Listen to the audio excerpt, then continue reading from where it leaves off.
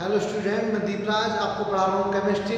और केमिस्ट्री में पढ़ रहे हैं आज हम Maddy product law and Maddy product table. क्या पढ़ रहे हैं? पहले मैडी प्रोडक्ट लॉ पढ़ेंगे और उसके बाद मैडी प्रोडक्ट टेबल। तो स्टूडेंट, ये मैडी प्रोडक्ट लॉ, ये कोई प्रोडक्ट लॉ क्यों दिया गया, ये टेबल क्यों बनाएगी, हम क्या स्टडी कर रहे हैं, इस चैप्टर का नेम क्या है? चैप्टर का नेम है क्लासिफिकेशन ऑफ एलिमेंट। चैप्टर का क्या नेम है? Classification of element and periodicity in property.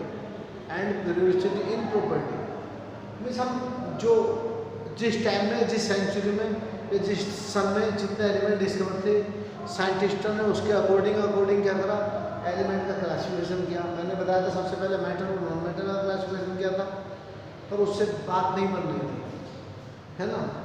फिर क्या दिया था? फिर डोबेराइनर आए थे, उन्होंने ट्रेड दिया था, वे ओनली 3 एलिमेंट का ट्रेड बना पाए थे। उसके बाद आए थे न्यूलैंड ने क्या करा था, 8 एलिमेंट के ग्रुप बनाए थे म्यूजिकल सिस्टम की ट्यून के अकॉर्डिंग, सारे गामा पा धा निशा के अकॉर्डिंग। वो भी ओनली 16 एलिमेंट के बारे में बता पाए थे, 16 एलिमेंट की प्रॉपर्टी बता पाए थे, मतलब 16 एलिमेंट को अपने लॉ के अकॉर्डिंग अरेंज कर पाए थे। और उनका लॉ क्या बना था? Newlands law of octaves sir. उसके बाद लोथर मेयर आए, ये जो तो उन्होंने अपना कहते कर्व दिया, वो पढ़ लेना बुक से आप, कोई दिक्कत नहीं। ये कायदे में जो लोथर मेयर जो साइंटिस्ट थे, उन्होंने जो अपना एलिमेंट का क्लासिफिकेशन किया, और मैट्रिक की जो इनका क्लासिफिकेशन किया एलिमेंटों को, वो लगभग साथ किया। लेकिन उनकी थ्योरी बाद में आ पाई। उससे पहले ही किनकी, मैडलिव के प्रोडक्ट लॉ को मतलब ऑल वर्ल्ड के साइंटिस्टों ने एक्सेप्ट कर लिया था। तो वो थ्योरी इतनी डेवलप नहीं हो पाई। बाद में मैडलिव यही माना गया कि जो सबसे बड़ा जो एलिमेंट के क्लासिफिकेशन का जो ब्रेक थ्रू है, जो जाता है, जो संदेश जाता है कि एलिमेंट का क्लासिफिकेशन किसने किया, वो मैसेज किसके लिए जाता है? मैडलिव के लिए जाता है। किसके लिए जाता है? मैडलिव ने क्या किया, ये मैडलिव जो थे, ये मास्को में एक पीटरबर्ग यूनिवर्सिटी है ना, वहाँ केमिस्ट्री के एक साइंटिस्ट थे, केमिस्ट थे। मास्को में एक यूनिवर्सिटी है पीटरबर्ग, उसके प्रोफेसर थे। और इन्हें क्या बोला, साइंटिस्ट बोल दो, केमिस्ट बोल दो, बात एक है। इन्होंने क्या करा, ये बात है 1869 के आसपास, 1869 या 1860, हाँ 8 इसके आसपास की बात है। ये रशियन साइंटिस्ट थे, रसिया मास्को रसिया में पड़ता है। इन्होंने क्या करा, उस समय तक कितने एलिमेंट डिस्कवर थे? उस समय एलिमेंट डिस्कवर थे 63। कितने एलिमेंट? 63 एलिमेंट डिस्कवर थे। और उन 63 एलिमेंट के एटॉमिक मास मालूम थे, उनके एटॉमिक मास का रिलेशन इन 63 एलिमेंट के एटॉमिक मास या एटॉमिक वेट का रिलेशन एलिमेंट की फिजिकल और केमिकल प्रॉपर्टी से निकाला। इन एलिमेंट के एटॉमिक वेट,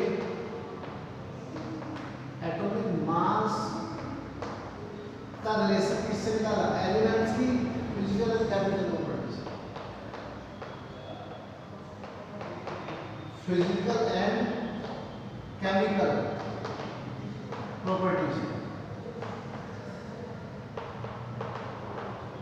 निकाला, है ना, निकाल लिया। और क्या करा, उसी समय इन्होंने 63 कार्ड ली, यानी 63 कार्ड।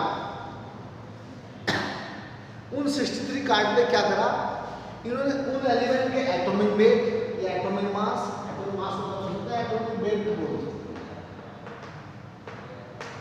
उन एलिमेंट के 63 एलिमेंट का एटॉमिक वेट लिख दिए और उनकी प्रॉपर्टी लिख ली। क्या लिख ली? प्रॉपर्टी लिख ली। और क्या लिखे, उस समय जो कंपाउंड मिलते थे वो ज़्यादातर किसके मिलते थे? हाइड्रोजन और ऑक्सीजन के।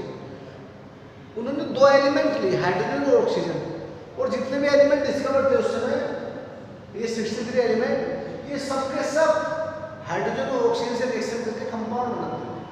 जब हाइड्रोजन से रिएक्शन करी तो हाइड्राइड बने, और ऑक्सीजन से रिएक्शन करी तो ऑक्साइड बने। सर उन कंपाउंड के फॉर्मूले उस कार्ड पे लिख दिए। उन्होंने क्या किया, 63 कार्ड लिए, उसको उनके उन एलिमेंट के पर्टिकुलर एलिमेंट का एटॉमिक वेट लेके और उसकी फिजिकल और केमिकल प्रॉपर्टी लेके, ठीक है सर, और उनके हाइड्राइड और ऑक्साइड के फार्मूले लिख दिए। हाइड्राइड और ऑक्साइड के फार्मूले लिख दिए। अभी बताऊंगा हाइड्राइड के फार्मूले कैसे आएंगे, ऑक्साइड के कैसे आएंगे बाद में। अभी ये टॉपिक चलना, पहले ये समझना चाहिए। और उन 63 कार्ड को क्या करा, उन्हें शॉर्ट लिस्ट करा, कम से कम करने की कोशिश करी। कैसे? उनमें सिमिलर प्रॉपर्टी वाले जो सिमिलर प्रॉपर्टी वाले एलिमेंट वाले जो कार्ड थे वो उन्हें छांटने शुरू कर दिए, शॉर्ट लिस्ट करने शुरू कर दिए, और उन्हें जब अरेंज करा तो देख, उन्हें जब वर्टिकल कॉलम में अरेंज करा सिमिलर प्रॉपर्टी वाले एलिमेंट को, तो फाउंड किया उन्होंने कि वो क्या रहा है, टॉप टू बॉटम जाने पर वर्टिकल कॉलम में तो ऊपर से नीचे आते, टॉप टू बॉटम आते, वे क्या हो रहे हैं, एटॉमिक मास के इंक्रीजिंग ऑर्डर में अरेंज हो रहे हैं। क्या हो रहे हैं भाई? एटॉमिक मास के इंक्रीजिंग ऑर्डर में अरेंज हो रहे हैं। अरे वाह, ये तो बड़ी बढ़िया बात हुई, ठीक है। अब उन्होंने इसके बेस पर उन्होंने क्या और देखा, जो ऐसे एलिमेंट पे शॉर्टलिस्ट हो रहे थे और सिमिलर प्रॉपर्टी के एलिमेंट क्या गए वर्टिकल कॉलम के साथ साथ आगे, और चेक किया कि ये सब एलिमेंट, जो भी एलिमेंट थे उस ग्रुप में, पर्टिकुलर ग्रुप में, वो सब एक ही तरीके से ऑकरेंस होते, सब एक ही तरीके से मिलते हैं। जहाँ से भी मिले, चाहे वो आर्कस से मिले हों, चाहे वो शिवाटर से मिले हो, कहीं से मिले, एक ही तरीके से मिल रहे थे। इसका मतलब कोई ना कोई रहस्य है इसमें। जब तो फर्स्ट क्लासिफिकेशन का जो मैसेज आता है वो नाम किसके लिए, मैडलिन के लिए जाता है। किसके लिए जाता है? मैडलिन के लिए, ठीक है सर। इन्हीं बेसिस पर, है ना, किसने, मैडलिन ने 1869 में एक लॉ दिया। क्या दिया? लॉ। वो क्या कहलाया? मैडलिन-ब्रोडिक लॉ। क्या कहलाया? मैडलिन-ब्रोडिक लॉ। अच्छा, वो किसके बेसिस पर दिया था? वो एटॉमिक वेट की, एटॉमिक वेट या एटॉमिक मास के बेस पर, एटॉमिक वेट और इनका फिजिकल और केमिकल प्रॉपर्टी का रिलेशन निकाला। और क्या बताया? देखो इन्होंने बताया the physical and chemical property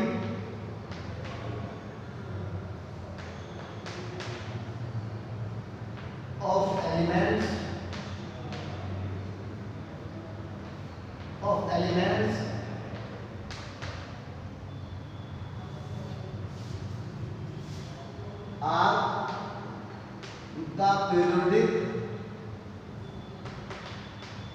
are the periodic function,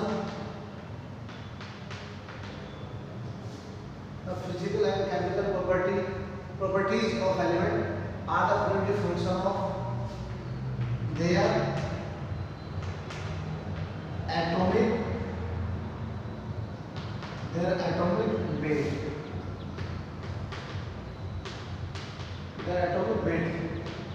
या मास का तो क्या कहते हैं, मास। ये क्या था? मैडलिन-ब्रोडिक लॉ था। क्या था? मैडलिन-ब्रोडिक लॉ। अरे इसका क्या मीनिंग हुआ? इस ये जो सेंटेंस लिखा है मैंने, जो लॉ दिया, इसका मीनिंग क्या हुआ? इसका मीनिंग ये हुआ, इन्होंने एलिमेंट्स को, उस समय जितने भी एलिमेंट डिस्कवर्ड थे, उन एलिमेंट को एटॉमिक मास के इंक्रीजिंग ऑर्डर में जब अरेंज किया तो डेफिनेट इंटरवल के आफ्टर सिमिलर प्रॉपर्टी के एलिमेंट बार बार रिपीट होने लगे। और सिमिलर प्रॉपर्टी का बार बार रिपीट होने की प्रोसेस क्या कहलाती है? पीरियोडिसिटी। पीरियोडिक फंक्शन का क्या मतलब है? पीरियोडिक फंक्शन आ रहा है, इसके लिए पीरियोडिसिटी लिखते हैं पीरियोडिसिटी।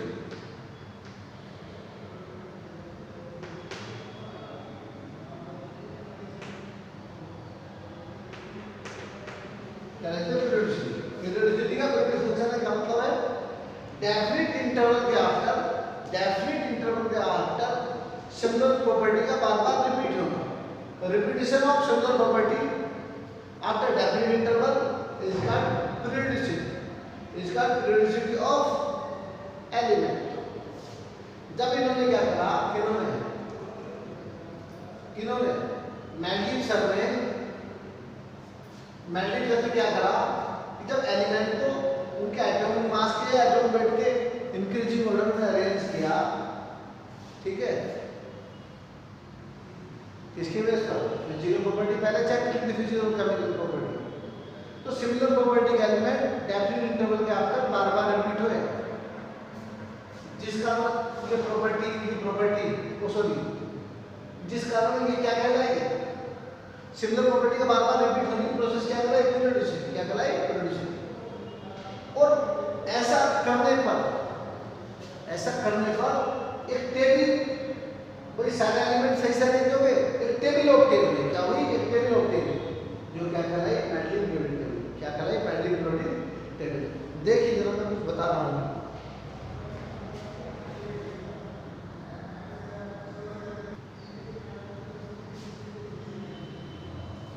दोबारा देखो, मेंडलीव पीरियोडिक लॉ क्या था? The physical and chemical property of element are produced function of their atomic weight या एटॉमिक मास। इसका मीनिंग क्या था? इसका मीनिंग ये था, जब हमने एलिमेंट को उसके एटॉमिक वेट के इंक्रीजिंग ऑर्डर में अरेंज किया तो सिमिलर प्रॉपर्टी का एलिमेंट डेफिनिट इंटरवल के आफ्टर बार-बार रिपीट हुआ।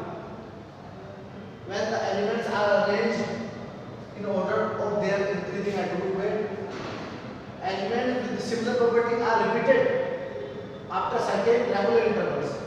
This repetition of property of elements after certain interval is called periodicity of property. ये periodic function का मीनिंग है क्या? periodic function के इस पर हम क्या बोल सकते हैं? periodicity बोल सकते हैं। क्या बोल सकते हैं? periodicity। ठीक है सर। इस टाइप से अरेंज करने पर, मतलब एटॉमिक मास के इंक्रीजिंग ऑर्डर में अरेंज करने पर क्या हुआ? सिमिलर प्रॉपर्टी के एलिमेंट बार-बार रिपीट हो गए। तो क्या देखा है इनके पास? ऐसे अरेंज करने पर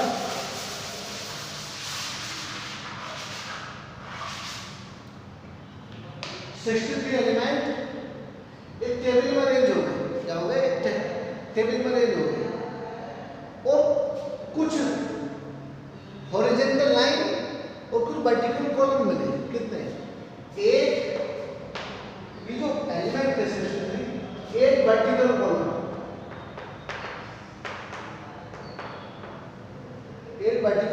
और 12 हॉरिजॉन्टल लाइन।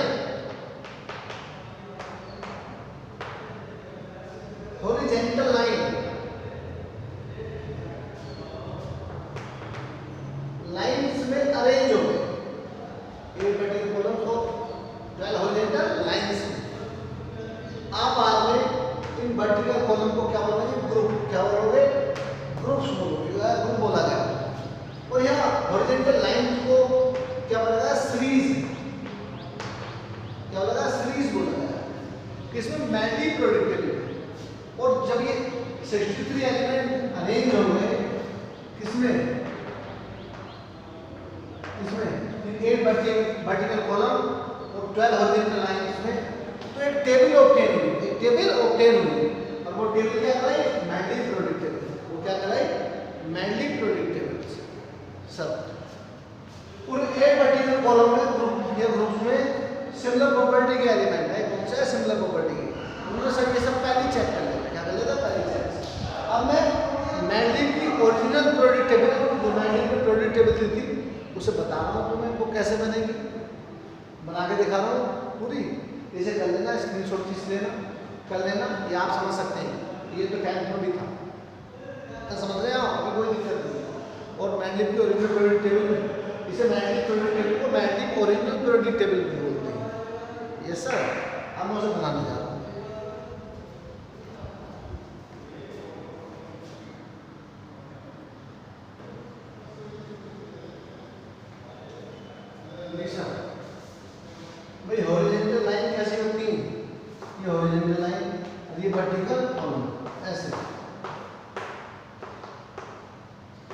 ये हॉरिजॉन्टल लाइन, ये वर्टिकल कॉलम।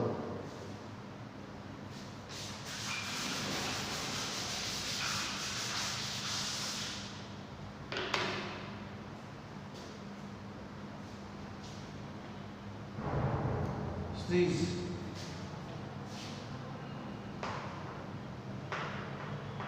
series 1 2 3 4 5 6 7 8 9 10 11 12 सर इधर क्या है ग्रुप, इधर तो क्या चलेंगे ग्रुप चलेंगे। ग्रुप फर्स्ट मैं GR लिखूँगा, GR second, GR third, GR fourth, GR five, GR six, GR seven, GR eight. ये है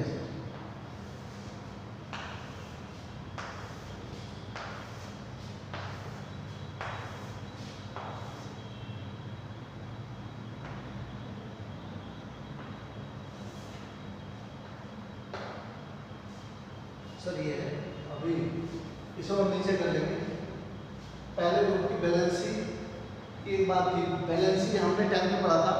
बैलेंसी का क्या होती थी, शुरू में तो वो क्या होती थी, फर्स्ट टू फोर्थ तक इंक्रीज होती थी, फिर 0 तक क्या होती थी, डिक्रीज होती थी, या फिर डिक्रीज होती थी। 1 2 3 4 5 4 3 2 1 0 1 2 3 4 5 6 7 8 में 0 आ रहा, तो 0 नहीं है उसके हिसाब से। देखिए कंपाउंड बताएंगे। अब देखो first group, second, third, fourth, 5 6 7 8 group के लिए अलग बताया गया है यहाँ। फर्स्ट ग्रुप के हिसाब से हाँ जी मैं R बोल रहा हूँ, R प्लस H। R किसी भी एलिमेंट के लिए, R किसी भी एलिमेंट्स के लिए,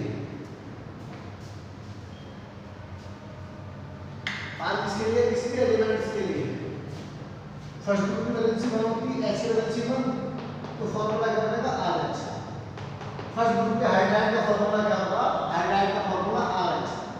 ऐसे फर्स्ट ग्रुप के ऑक्साइड का फॉर्मूला क्या होगा, R। वो की वैलेंसी क्या होती है 2, R की फर्स्ट ग्रुप के लिए एलिमेंट की वैलेंसी क्या होती है 1, क्या हुआ है R2, क्या हुआ R2। ये सुनो, तो फर्स्ट ग्रुप के ऑक्साइड का फॉर्मूला क्या हुआ R2, क्या हुआ R2। ऐसी सेकंड ग्रुप के लिए बताओ, सेकंड ग्रुप के लिए R ले लिया हमने, तो सेकंड ग्रुप के लिए R की वैलेंसी क्या है 2 H1, तो सेकंड ग्रुप का हाइड्राइड का फॉर्मूला क्या हुआ RH, क्या हुआ RH। ऑक्साइड का फॉर्मूला RO22, बताइए R हुआ क्या हुआ, ये हाइड्राइड का फॉर्मूला RH, ऑक्साइड का फॉर्मूला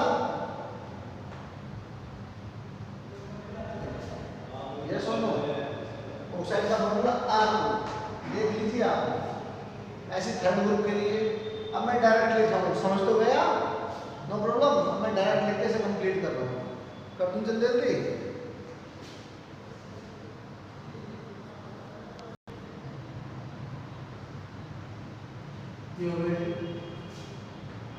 सर फर्स्ट ग्रुप है, मैंने यहाँ पे भी इसे नीचे कर सकते हैं आप।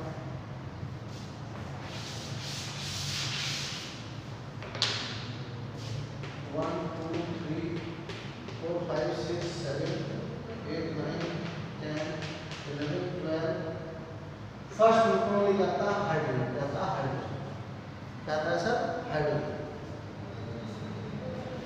यहाँ दिखा दो, इधर दिखा दो, जाता है हाइड्रोजन। उसके बाद वो कौन सा एलिमेंट है सिमिलर प्रॉपर्टी है, ली ना के रब, ऐसा हेलिना के रब C5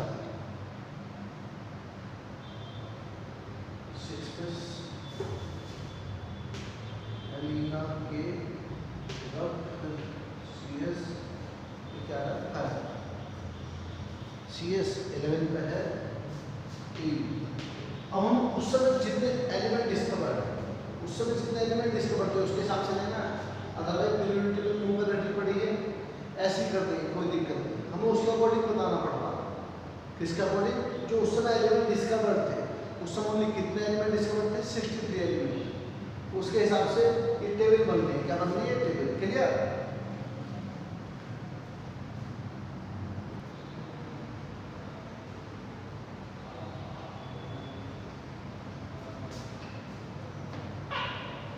जी, ये टेबल बनकर तैयार हो गई है। कौन सी?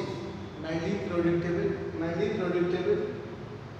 ये उनके हाइड्राइड के फॉर्मूले और ऑक्साइड के फॉर्मूले, उन एलिमेंट को हम R से डिनोट कर रहे हैं। तो कितने, जब इन एलिमेंट को एटॉमिक मास के इंक्रीजिंग ऑर्डर में अरेंज करा, एटॉमिक मास के इंक्रीजिंग ऑर्डर में, तो सिमिलर प्रॉपर्टी के एलिमेंट बार-बार रिपीट हुए। जैसे Li 7, B का 9.4, बोरॉन का 11, कार्बन का 12, नाइट्रोजन का 14, ऑक्सीजन का 16, फ्लोरीन का 19। और फिर बार-बार डेफिनेट इंटरवल पे आता है सिमिलर प्रॉपर्टी का एलिमेंट फिर रिपीट हुआ। जैसे पोटेशियम 39, पोटेशियम की प्रॉपर्टी किसके जैसी थी? लिथियम के जैसी, सोडियम के जैसी, इनके जैसी। मैंने सब एलिमेंट के एटॉमिक मास या एटॉमिक वेट लिखे। कुछ एलिमेंट के देखो इधर जा रहे हैं तो एटॉमिक मास का इंक्रीज मोड में, नीचे जा रहे हैं 1, 7, 23, 39, 63, नीचे जाने वाले एटॉमिक मास का इंक्रीज मोड में।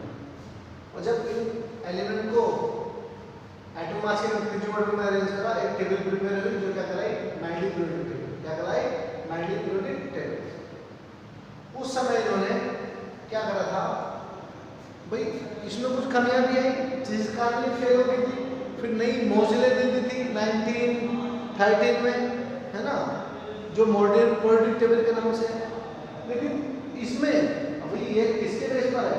ये 63 एलिमेंट जो डिस्कवर थे उसके अकॉर्डिंग बनाई इन्होंने। तो उस समय कुछ एलिमेंट डिस्कवर नहीं थे, उन एलिमेंट की प्रॉपर्टी बता के, उस समय कुछ एलिमेंट डिस्कवर नहीं थे, उन एलिमेंट की प्रॉपर्टी बता के, है ना, और एटॉमिक मास को अप्रोक्स बता दिए थे और बता के उन्होंने छोड़ दिया। और उस जगह देखो जो भी है, ये जहां बहुत से दिखा दिए ये एलिमेंट उस समय डिस्कवर नहीं थे, इन्हें छोड़ दिया और कह दिया बाद में ये एलिमेंट डिस्कवर्ड होंगे, अभी इस प्लेस पर आएंगे, इन प्लेस पर आएंगे। और इनका क्या नाम था? इन एलिमेंट्स को 90 में क्या बोला? जैसे ये बॉक्स किसके बाद आ रहा है? बोरॉन के बाद आ रहा है। ये बॉक्स किसके बाद आ रहा है? एल्यूमिनियम के बाद आ रहा है। ये बॉक्स किसके बाद आ रहा है? सिलिकॉन के। इन्होंने एक संस्कृत का वर्ड है, संस्कृत लैंग्वेज का इक्का, कौन सा वर्ड है? इक्का में किसी के बाद आने वाला पहला, किसी के बाद आने वाला पहला। तो इन्हें क्या नाम दिए इन 3 एलिमेंट को? इक्का बोरॉन, इसको इक्का बोरॉन, इसे इक्का एल्यूमिनियम, इसे इक्का सिलिकॉन, इक्का सिलिकॉन। तो सर इक्का बोरॉन, बाद में ये एलिमेंट कुछ साल बाद ये एलिमेंट डिस्कवर्ड हो गए, जितने भी ईयर लगे हो, और इनकी प्रॉपर्टी ठीक हुई हुई है जो बताई थी उन्होंने, जो किन्होंने बताई थी किन्होंने मैल्टिव सर, और ये उसी पोजीशन पर भी रख दिए। ठीक है, वो कौन से एलिमेंट थे? इक्का बोरॉन, इक्का एल्यूमिनियम, इक्का सिलिकॉन। बोरॉन बाद में, बोरॉन के प्लेस पर आया स्कैंडियम, एल्यूमिनियम के प्लेस पर आया गैलीलियम, और ऐसा ही सिलिकॉन के प्लेस पर आया जर्मनियम। ठीक है सर। तो ये जो मैल्टिव पीरियोडिक टेबल थी, इसके क्या फायदे हुए? मतलब क्या फायदे हुए इससे, है ना, एडवांटेज क्या होंगे इस पीरियोडिक टेबल की? सुनते रहना ध्यान से। क्या एडवांटेज हुई? फर्स्ट एडवांटेज, आप मेरे वॉइस से सुन लेना, मैं बता रहा हूँ। न्यू एलिमेंट की डिस्कवरी का आइडिया मिला। नंबर 1, न्यू एलिमेंट की डिस्कवरी का आइडिया मिला, यार ये है। दूसरी एडवांटेज, एलिमेंट की स्टडी इसी होगी। मतलब एक पर्टिकुलर एलिमेंट की स्टडी कर लो, उससे पता चल जाएगा कि इस ग्रुप में और भी एलिमेंट, मतलब इस ग्रुप के एलिमेंट की प्रॉपर्टी सेम होगी। एक एलिमेंट की स्टडी से एक एलिमेंट की प्रॉपर्टी सेम, और एलिमेंट की उस ग्रुप के पता चल गया, उस ग्रुप की और एलिमेंट की प्रॉपर्टी का पता चल गया। दूसरी क्या होगी? दूसरी एडवांटेज होगी, यस सर, कुछ कमियां भी थी भाई। क्या कमियां थी भाई? उस समय कुछ एलिमेंट के जो एटॉमिक वेट थे, एटॉमिक मास थे, वे गलत थे। क्या थे? गलत, है ना। उन्हें सही करा गया, उन्हें सही किया गया, ये सब। और उसके बाद कुछ एलिमेंट और डिस्कवर्ड हो गए, जैसे ये 3 एलिमेंट ये डिस्कवर होते। नॉर्मल गैस एलिमेंट कौन से? नॉर्मल गैस एलिमेंट डिस्कवर्ड हो गए। अब साइंटिस्टों के सामने ही समस्या है, इसे कहा है तो नो। फिर क्या करा साइंटिस्टों ने 1872 में एक न्यू पीरियोडिक टेबल बनाई। क्या बनाई? एक न्यू पीरियोडिक टेबल, जो क्या कहलाई? Modified periodic table. क्या कहलाई? Modified periodic table.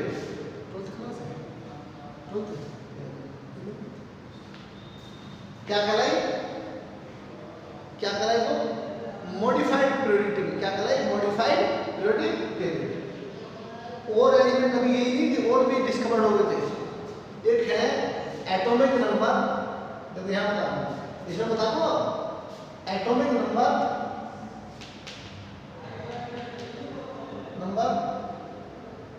57 टू 71 तक की, 58 टू 71 तक की।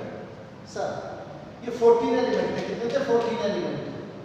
और एटॉमिक नंबर 92 103, ये भी 14 एलिमेंट थे। कितने? 14 एलिमेंट। ये कहां से थे? ये लैंथेनाइड कहलाए। ये क्या कहलाए? एक एलिमेंट है शुरुआत में La लैंथेनम, उसके नाम पे लैंथेनाइड कहलाए। और इस ये है एक्टिनाइड, 89 पर एटॉमिक नंबर है Fe एक्टिनियम, उसके नाम पे ये एलिमेंट क्या कहलाए? एक्टिनाइड कहलाए। इन्हें पीरियोडिक टेबल में कोई जगह नहीं दे पाए, तो कहाँ रख दिया? पीरियोडिक टेबल में नीचे रखेंगे। वो किस में रखेंगे? मॉडिफाइड पीरियोडिक टेबल में। Yes sir. तो हम कल के लेक्चर में देखेंगे मॉडिफाइड पीरियोडिक टेबल। आज का लेक्चर यही फिनिश कर रहे हैं, खत्म कर रहे हैं। आप इसे कर लेना, ठीक है जी। जो भी इससे थोड़ा बहुत तो समझ में आया होगा उसे देखो, फिर आगे बढ़ो। Thank you, have a nice day.